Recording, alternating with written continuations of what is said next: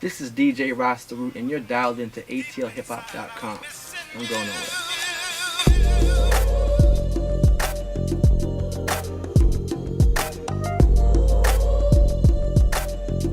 We're here with DJ Rasta Root. What's good, homie? What's up? What's up?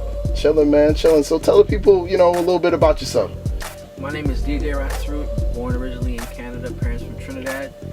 I've lived all over, but recently, as recent as 1997, I've been in Atlanta, doing my thing. So 1997 to present, I've been here in Atlanta. Now, were you accepted early as a DJ in the scene here, or was it, you had to break through?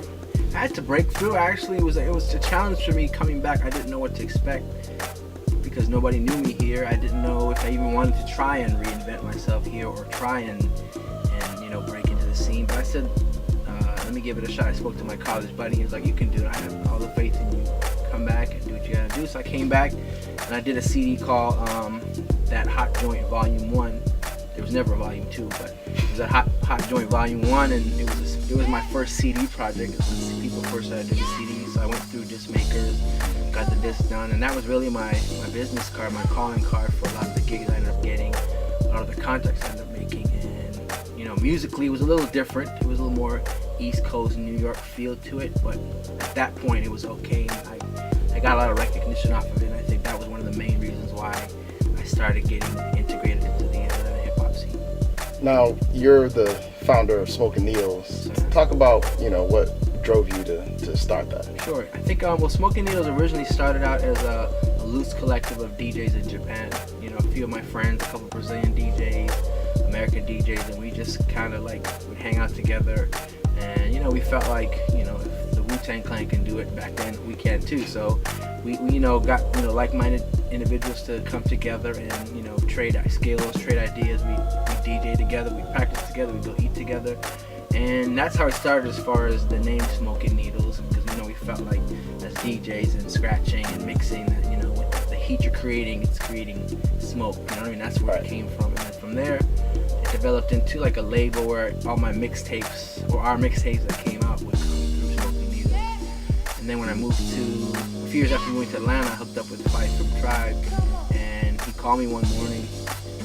I was at work, and he was like, yo, man, let's do this label thing. I love the name. It just kind of, you gravitate towards it, so let's do it. And that's where it kind of became a label, because he, as an artist, became a label on the artist. And to this day, he's still signed to the label and also co-owner. So what better artist than someone like, Fife from A Tribe Called Quest to be your initial artist or first artist off the label. Nice. Talk about Faceoff Fridays. It's probably one of the most well-known Atlanta spots, and club nights here in Atlanta. So talk about how that came about. Yeah, well, Faceoff Fridays, it wasn't called Faceoff at first. Between 2001 and 2004, I would DJ every few months with a DJ named Rob Wonder, and he had a night called No Static at All at MJQ, and they would do it every second. It happened to be every second Friday, and they would just, do a hip-hop night there, and he'd bring me in to do an hour set, opening set or whatever, and, we'd hang out there anyway, so I just spun there. And then he moved to Florida to go to Full Sail to study recording engineering and production, and he kind of asked, who's going to take your place, and he talked to me. He said, you're my friend, you're reliable, and I want to give you the night, and they see you spend, so they know what you can do. You're going to be promoting too, so there's a lot of responsibility. Do you want to do it? And I thought about it for a while, and I said, a while being 30 seconds, and I said MJQ's dope. I said I'll definitely take it. Yeah, talk about some of the people that you've had come through Faceoff. Yeah, it's crazy. I remember the tri-state parties from years ago, and I DJ. Precise was the promoter. Precise Battle and Choreo and all of them. They would do a party where, and I did the one that Rakim. It was Lazy K, Ron G, and Rakim was a surprise guest. So that was at the Atrium, and I remember the reaction from people. When the curtains opened and he was sitting on a throne. It was so crazy. I think it's still at my mom's house. The cigar he was smoking, I put in a Ziploc bag, and it's somewhere in my mom's house.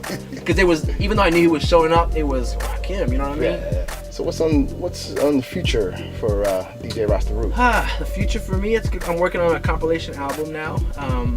It's a producer album, so I'll have, again, artists that I respect, artists that I can reach out to and be more than willing to give a verse or two or contribute to the album. So, and then Tribe's gonna be going to Europe in July to do some shows, so I'll be out there with them, and that'll be like maybe a week, and then, you know, tour here and there and do stuff with Fife. And I leave myself open to new experiences, and I try not to plan too far ahead because things can change so quickly. So yeah. I may be here one week, but not here the next, as far as, you know, in my travels or whatever. All right. Well, appreciate you taking the time to rap with us, man. Thank you. Yeah, Drop. man.